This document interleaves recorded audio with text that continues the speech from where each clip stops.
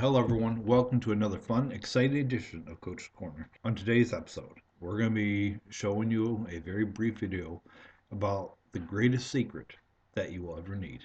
Hope you're enjoying today's episode, and I will see you at the end of the show. Take care, God bless, and enjoy today's episode. I'd like to tell you about the strangest secret in the world. Some years ago, the late Nobel Prize-winning Dr. Albert Schweitzer was being interviewed in London, and a reporter asked him, "Doctor, what's wrong with men today?" And the great doctor was silent a moment, and then he said, "Men simply don't think." It's about this that I want to talk with you. We live today in a golden age. This is an era that man has looked forward to, dreamed of, and worked toward for thousands of years. But since it's here, we pretty well take it for granted. We in America are particularly fortunate to live in the richest land that ever existed on the face of the earth, a land of abundant opportunity for everyone. But do you know what happens? Well, let's take 100 men who start even at the age of 25. Do you have any idea what will happen to those men by the time they're 65?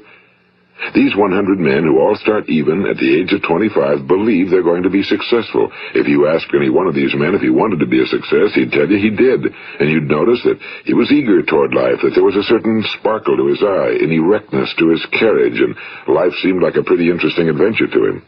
But by the time they're 65, 1 will be rich. 4 will be financially independent. 5 will still be working. 54 will be broke. Now think a moment. Out of the 100, only 5 make the grade. Now why do so many fail? What has happened to the sparkle that was there when they were 25? What's become of the dreams, the hopes, the plans? And why is there such a large disparity between what these men intended to do and what they actually accomplished? When we say about 5% achieve success, we have to define success. And here's the best definition I've ever been able to find. Success is the progressive realization of a worthy ideal. If a man is working toward a predetermined goal and knows where he's going, that man is a success. If he's not doing that, he's a failure. Success is the progressive realization of a worthy ideal.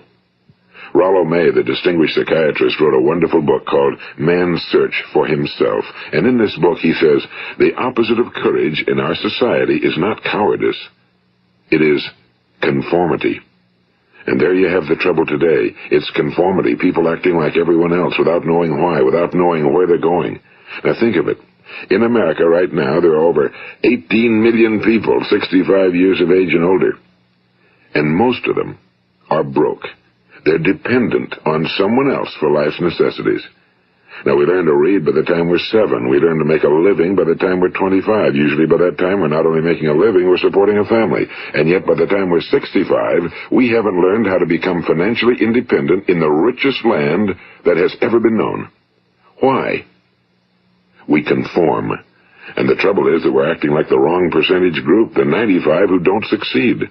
Now, why do these people conform? Well, they really don't know. These people believe that their lives are shaped by circumstances, by things that happen to them, by exterior forces. They're outer-directed people. A survey was made one time that covered a lot of men, working men, and these men were asked, "Why do you work? Why do you get up in the morning?" 19 out of 20 had no idea. If you ask them, they'll say, well, everyone goes to work in the morning, and that's the reason they do it, because everyone else is doing it. Now let's get back to our definition of success. Who succeeds? The only person who succeeds is the person who is progressively realizing a worthy ideal. He's the person who says, I'm going to become this, and then begins to work toward that goal. I'll tell you who the successful people are. A success is the school teacher who's teaching school because that's what he or she wants to do. The success is the woman who's a wife and mother because she wanted to become a wife and mother and is doing a good job of it.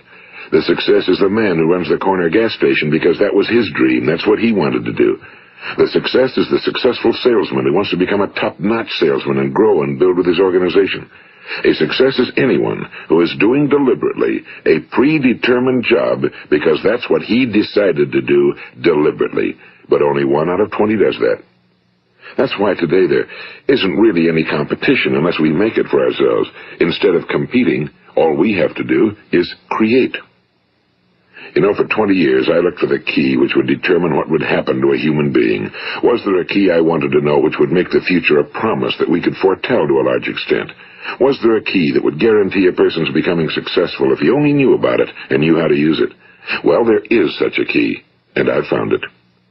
Have you ever wondered why so many men work so hard and honestly without ever achieving anything in particular, and others don't seem to work hard and yet seem to get everything?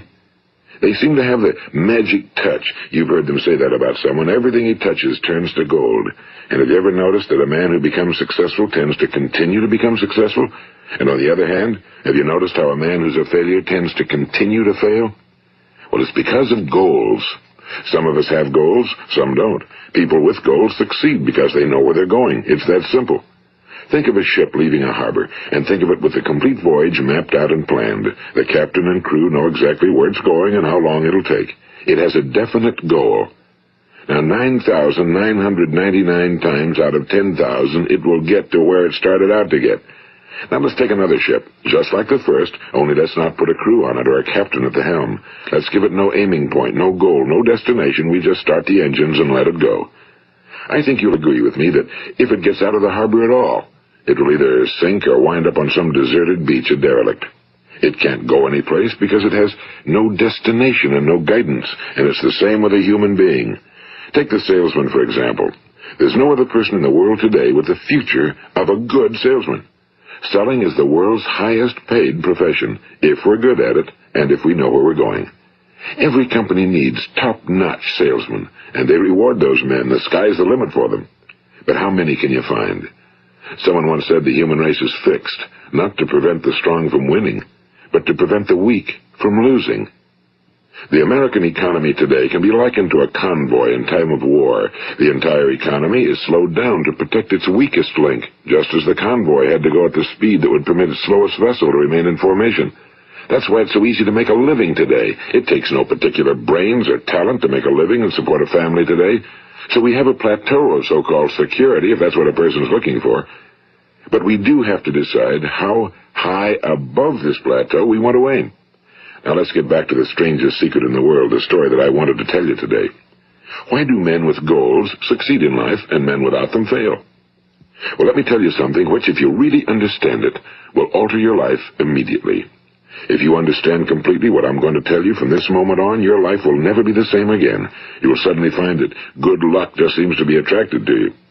The things you want just seem to fall in line, and from now on you won't have the problems, the worries, the gnawing lump of anxiety that perhaps you've experienced before. Doubt, fear, well, they'll be things of the past. Here's the key to success and the key to failure. We become what we think about. Now let me say that again. We become what we think about. Throughout all history, the great wise men and teachers, philosophers and prophets have disagreed with one another on many different things. It's only on this one point that they are in complete and unanimous agreement. Listen to what Marcus Aurelius, the great Roman emperor, said. A man's life is what his thoughts make of it. Disraeli said this. Everything comes if a man will only wait. I've brought myself by long meditation to the conviction that a human being with a settled purpose must accomplish it, and that nothing can resist a will that will stake even existence for its fulfillment. Ralph Waldo Emerson said this, a man is what he thinks about all day long. William James said, the greatest discovery of my generation is that human beings can alter their lives by altering their attitudes of mind. And he also said, we need only in cold blood act as if the thing in question were real, and it will become infallibly real by growing into such a connection with our life that it will become real. It will become so knit with habit and emotion that our interest in it will be those which characterize belief. And he also said, if you only care enough for a result, you will almost certainly attain it. If you wish to be rich, you will be rich. If you wish to be learned, you will be learned. If you wish to be good, you will be good. Only you must then really wish these things, and wish them exclusively, and not wish at the same time 100 other incompatible things just as strongly. In the Bible, you read in Mark 9:23, if thou canst believe, all things are possible to him that believeth. My old friend Dr. Norman Vincent Peale put it this way, This is one of the greatest laws in the universe. Fervently do I wish I had discovered it as a very young man. It dawned upon me much later in life, and I found it to be one of the greatest, if not my greatest discovery outside of my relationship to God. The great law, briefly and simply stated, is that if you think in negative terms, you will get negative results. If you think in positive terms, you will achieve positive results. That is the simple fact, he went on to say, which is at the basis of an astonishing law of prosperity and success. In 3 words, believe and succeed. William Shakespeare put it this way: our doubts are traitors and make us lose the good we oft might win by fearing to attempt. George Bernard Shaw said, people are always blaming their circumstances for what they are. I don't believe in circumstances. The people who get on in this world are the people who get up and look for the circumstances they want, and if they can't find them, make them. Well, it's pretty apparent, isn't it? And every person who discovered this for a while believed that he was the first one to work it out. We become what we think about. Now, it stands to reason that a person who's thinking about a concrete and worthwhile goal is going to reach it, because that's what he's thinking about, and we become what we think about. Conversely, the man who has no goal, who doesn't know where he's going, and whose thoughts must therefore be thoughts of confusion and anxiety and fear and worry, becomes what he thinks about. His life becomes one of frustration and fear and anxiety and worry. And if he thinks about nothing, he becomes nothing. Now, how does it work? Why do we become what we think about? Well, I'll tell you how it works as far as we know. Now, to do this, I want to tell you about a situation that parallels the human mind. Suppose a farmer has some land, and it's good fertile land. Now, the land gives the farmer a choice. He may plant in that land whatever he chooses. The land doesn't care. It's up to the farmer to make the decision. Now, remember, we're comparing the human mind with the land because the mind, like the land, doesn't care what you plant in it. It will return what you plant, but it doesn't care what you plant. Now, let's say that the farmer has 2 seeds in his hand. One is a seed of corn. The other is nightshade, a deadly poison. He digs 2 little holes in the earth, and he plants both seeds, one corn, the other nightshade. He covers up the holes, waters, and takes care of the land, and what will happen? Invariably, the land will return what's planted. As it's written in the Bible, as ye sow, so shall ye reap. Now remember, the land doesn't care. It'll return poison in just as wonderful abundance as it will corn. So up come the 2 plants, one corn, one poison. Now, the human mind is far more fertile, far more incredible and mysterious than the land, but it works the same way. It doesn't care what we plant. Success, failure. A concrete, worthwhile goal, or confusion. Misunderstanding, fear, anxiety, and so on. But what we plant, it must return to us. You see, the human mind is the last great unexplored continent on Earth. It contains riches beyond our wildest dreams. It will return anything we want to plant. Now, you might say, well, if that's true, why don't people use their minds more? Well, I think they figured out an answer to that one, too. Our mind comes as standard equipment at birth. It's free, and things that are given to us for nothing we place little value on. Things that we pay money for, we value. The paradox is that exactly the reverse is true. Everything that's really worthwhile in life came to us free. Our minds, our souls, our bodies, our hopes, our dreams, our ambitions, our intelligence, our love of family and children and friends and country, all these priceless possessions are free. But the things that cost us money are actually very cheap and can be replaced at any time. A good man can be completely wiped out and make another fortune. He can do that several times. Even if our home burns down, we can rebuild it. But the things we got for nothing, we can never replace. The human mind isn't used because we take it for granted. Familiarity breeds contempt. It can do any kind of job we assign to it, but generally speaking, we use it for little jobs instead of big, important ones. Universities have proved that most of us are operating on about 10% or less of our abilities. So decide now, what is it you want? Plant your goal in your mind. It's the most important decision you'll ever make in your entire life. What is it you want? Do you want to be an outstanding salesman? A better worker at your particular job? Do you want to go places in your company? In your community? Do you want to get rich? All you've got to do is plant that seed in your mind, care for it, work steadily toward your goal, and it will become a reality. It not only will, there's no way that it cannot. You see, that's a law, like the laws of Sir Isaac Newton, the laws of gravity. If you get on top of a building and jump off, you'll always go down, you'll never go up, and it's the same with all the other laws of nature. They always work. They're inflexible.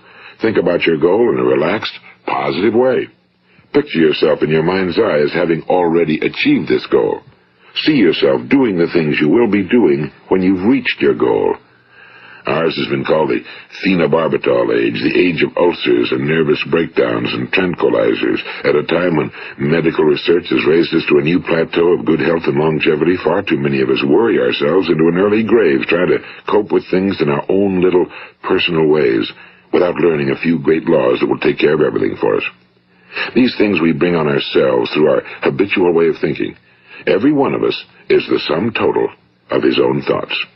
He is where he is because that's exactly where he really wants to be, whether he'll admit that or not. Each of us must live off the fruit of his thoughts in the future, because what you think today and tomorrow, next month and next year, will mold your life and determine your future. You're guided by your mind. I remember one time I was driving through eastern Arizona, and I saw one of those giant earth-moving machines roaring along the road at about 35 miles an hour with what looked like 30 tons of dirt in it. A tremendous, incredible machine, and there was a little man perched way up on top with the wheel in his hands guiding it. And as I drove along, I was struck by the similarity of that machine to the human mind. Just suppose you're sitting at the controls of such a vast source of energy. Are you going to sit back and fold your arms and let it run itself into a ditch? Or are you going to keep both hands firmly on the wheel and control and direct this power to a specific, worthwhile purpose? It's up to you. You're in the driver's seat. You see, the very law that gives us success is a two-edged sword. We must control our thinking. The same rule that can lead a man to a life of success, wealth, happiness, and all the things he ever dreamed of for himself and his family. That very same law can lead him into the gutter. It's all in how he uses it, for good or for bad. This is the strangest secret in the world. Now, why do I say it's strange, and why do I call it a secret? Actually, it isn't a secret at all. It was first promulgated by some of the earliest wise men, and it appears again and again throughout the Bible, but very few people have learned it, understand it. That's why it's strange, and why for some equally strange reason it virtually remains a secret. I believe that you could go out and walk down the main street of your town and ask one man after another what the secret of success is, and you probably wouldn't run into one man in a month who could tell you. Now, this information is enormously valuable to us if we really understand it and apply it. It's valuable to us not only for our own lives, but the lives of those around us, our families, employees, associates, and friends. Life should be an exciting adventure. It should never be a bore. A man should live fully, be alive. He should be glad to get out of bed in the morning. He should be doing a job he likes to do because he does it well. One time I heard Grove Patterson, the great late editor-in-chief of the Toledo Daily Blade, make a speech, and as he concluded his speech, he said something I've never forgotten. He said, "My years in the newspaper business have convinced me of several things. Among them, that people are basically good, and that we came from someplace, and we're going someplace. So we should make our time here an exciting adventure. The architect of the universe didn't build a stairway leading nowhere." And the greatest teacher of all, the carpenter from the plains of Galilee, gave us the secret time and time again. As ye believe, so shall it be done unto you. I've explained the strangest secret in the world and how it works. Now, on this side, I want to explain how you can prove to yourself the enormous returns possible in your own life by putting this secret to a practical test. I want you to make a test that will last 30 days. It isn't going to be easy, but if you'll give it a good try, it will completely change your life for the better. Now, back in the 17th century, Sir Isaac Newton, the English mathematician and natural philosopher, gave us some natural laws of physics which apply as much to human beings as they do to the movement of bodies in the universe. And one of these laws is that for every action, there is an equal and opposite reaction. Simply stated, as it applies to you and me, it means we can achieve nothing without paying the price. The results of your 30-day experiment will be in direct proportion to the effort you put forth. To be a doctor, you must pay the price of long years of difficult study. To be successful in selling, and remember that each of us succeeds to the extent of his ability to sell. Selling our families on our ideas, selling education in schools, selling our children on the advantages of living the good and honest life, selling our associates and employees on the importance of being exceptional people. To, of course, the profession of selling itself. But to be successful in selling our way to the good life, we must be willing to pay the price. Now, what is that price? Well, it's many things. First, it's understanding emotionally, as well as intellectually, that we literally become what we think about, that we must control our thoughts if we're to control our lives. It's understanding fully that as ye sow, so shall ye reap. Second, it's cutting away all fetters from the mind and permitting it to soar as it was divinely designed to do. It's the realization that your limitations are self-imposed and that the opportunities for you today are enormous beyond belief. It's rising above narrow-minded pettiness and prejudice.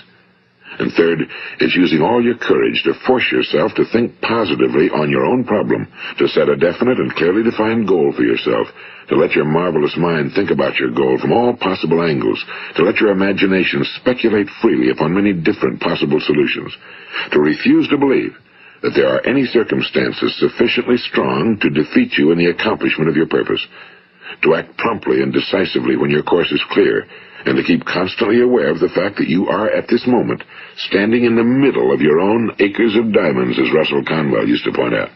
And fourth, save at least 10% of every dollar you earn. It's also remembering that no matter what your present job, it has enormous possibilities if you're willing to pay the price. Now let's just go over the important points in the price each of us must pay to achieve the wonderful life that can be ours. It is, of course, worth any price. 1. You will become what you think about. 2. Remember the word imagination and let your mind begin to soar. 3. Courage. Concentrate on your goal every day. 4. Save 10% of what you earn. And 5. Action. Ideas are worthless unless we act on them. Now, I'll try to outline the 30-day test I want you to make. Keep in mind that you have nothing to lose by making this test and everything you could possibly want to gain. There are 2 things that may be said of everyone. Each of us wants something, and each of us is afraid of something. I want you to write on a card what it is you want more than anything else. It may be more money. Perhaps you'd like to double your income or make a specific amount of money. It may be a beautiful home. It may be success at your job. It may be a particular position in life. It could be a more harmonious family. Each of us wants something. Now write down on your card specifically what it is you want. Make sure it's a single goal and clearly defined. You needn't show it to anyone, but carry it with you so that you can look at it several times a day. Think about it in a cheerful, relaxed, positive way each morning when you get up, and immediately you have something to work for, something to get out of bed for, something to live for. Look at it every chance you get during the day and just before going to bed at night. And as you look at it, remember that you must become what you think about, and since you're thinking about your goal, you realize that soon it will be yours. In fact, it's yours really the moment you write it down and begin to think about it. Look at the abundance all around you as you go about your daily business. You have as much right to this abundance as any other living creature. It's yours for the asking. Now we come to the difficult part. Difficult because it means the formation of what is probably a brand new habit, and new habits are not easily formed.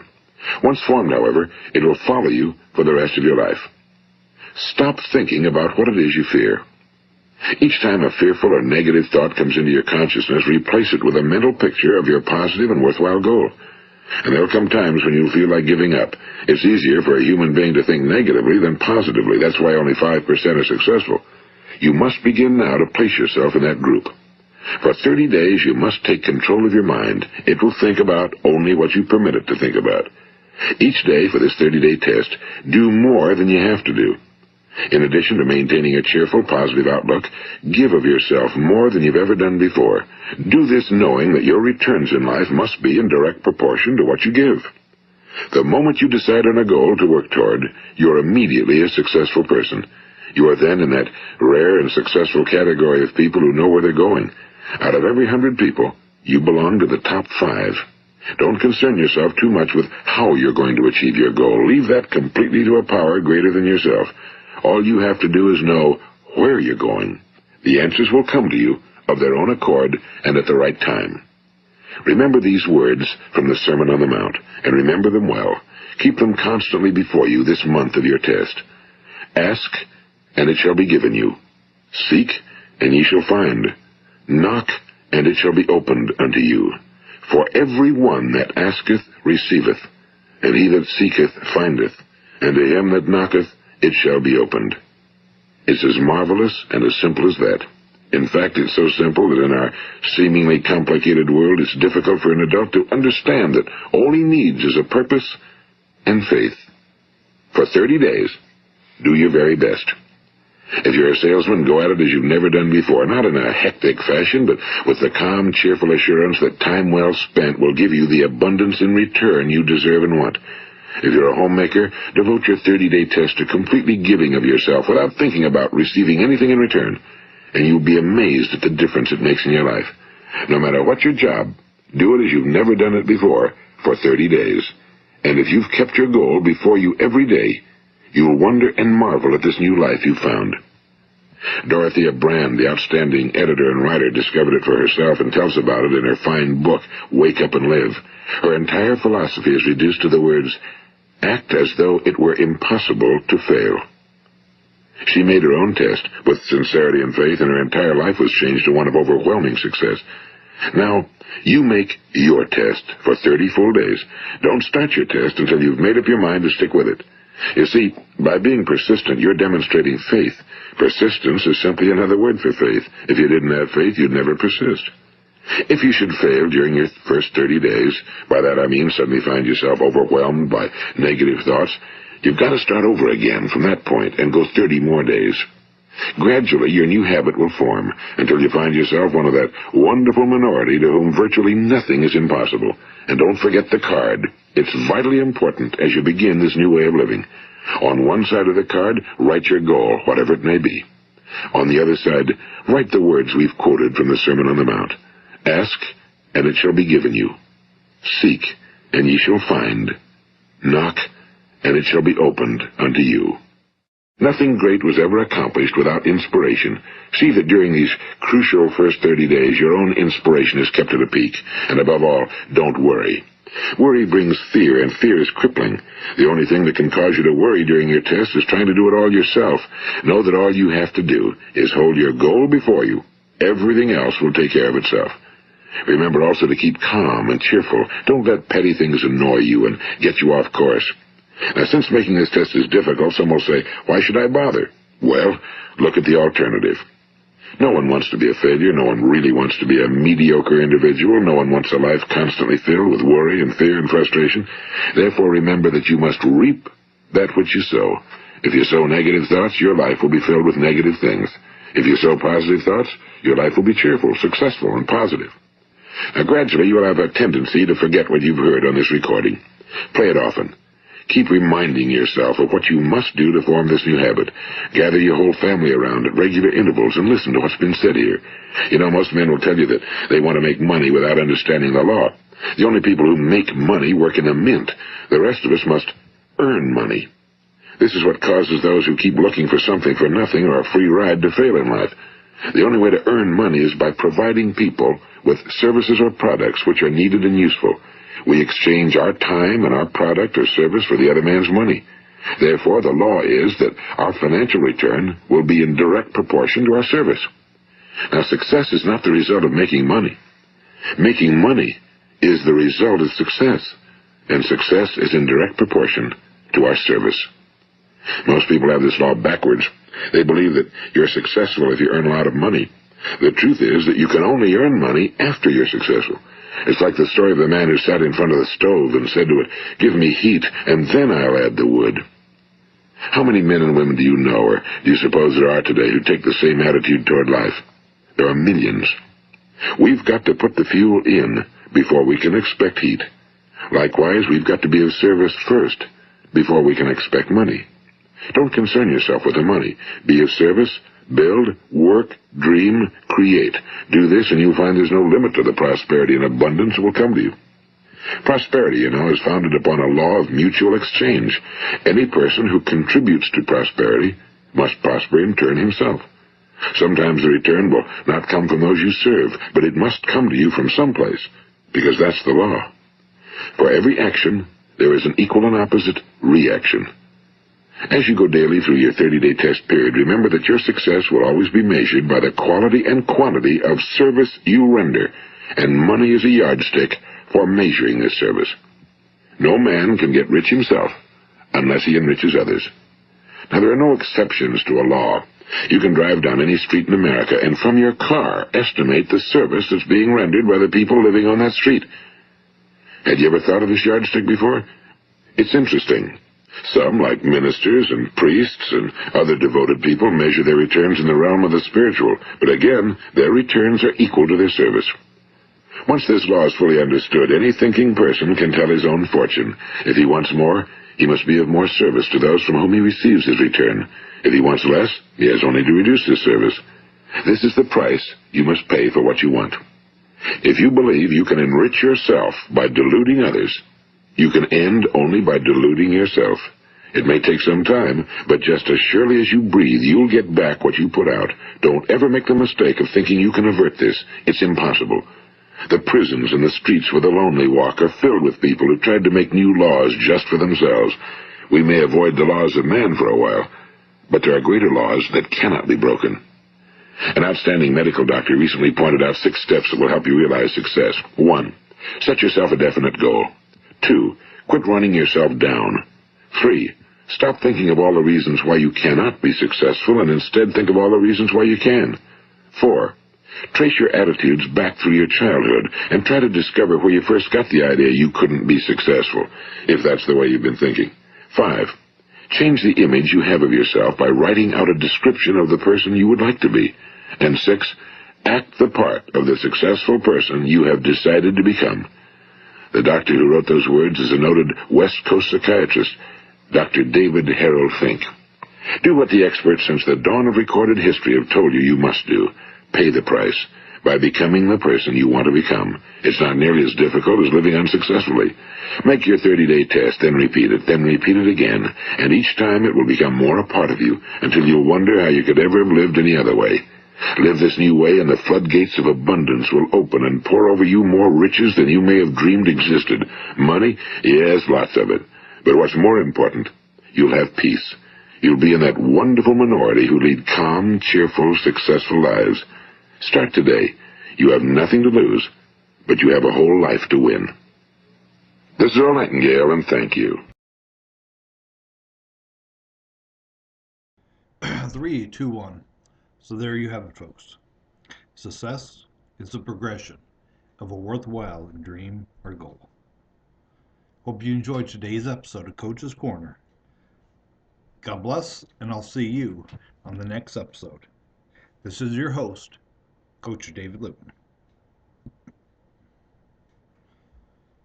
Ouch.